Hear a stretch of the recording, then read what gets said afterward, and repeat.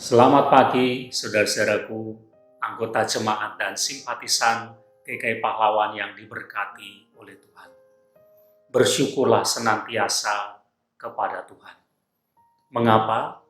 Karena kehidupan kita adalah pemberian dari Tuhan. Saudara, kita tentu mengenal sebuah istilah yang populer yang dikatakan dalam bahasa Latin, yaitu ora et labora, yang artinya adalah berdoa dan bekerja.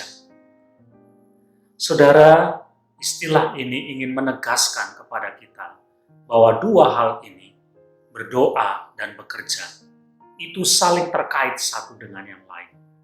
Keduanya tidak bisa dipisahkan. Berdoa dan bekerja itu saling melengkapi, dan keduanya harus dilakukan secara seimbang. Kita tidak bisa hanya berdoa saja tanpa kita bekerja, tanpa kita berusaha.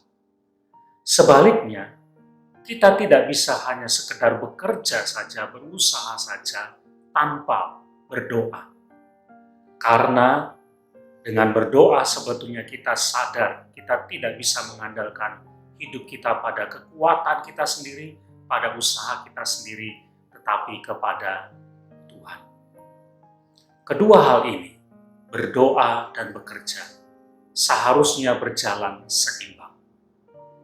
Namun yang menjadi pertanyaan kita sekarang adalah, apakah benar dalam kehidupan yang kita jalani ketika kita mempraktekkan keduanya, berdoa dan bekerja, telah betul-betul seimbang dalam hidup kita? Dalam kenyataannya tidak, saudara. Kita lebih banyak bekerja. Kita lebih banyak melakukan aktivitas. Mulai dari bangun tidur sampai kemudian kita tidur lagi.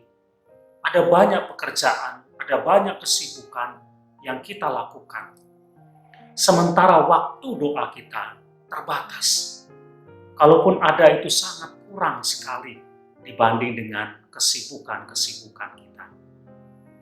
Dunia kita adalah dunia yang begitu sibuk, yang menuntut kita juga menjadi orang-orang yang sibuk, sehingga kita tidak seimbang untuk berdoa. Kita lalai atau kita tidak punya waktu untuk berdoa. Saudara, kalau kita memperhatikan firman Tuhan, maka kita akan tahu Tuhan Yesus dalam pelayanannya begitu sibuk sekali. Ia sangat sibuk. Pagi-pagi benar, sudah banyak orang yang datang yang meminta pelayanannya. Sampai larut malam.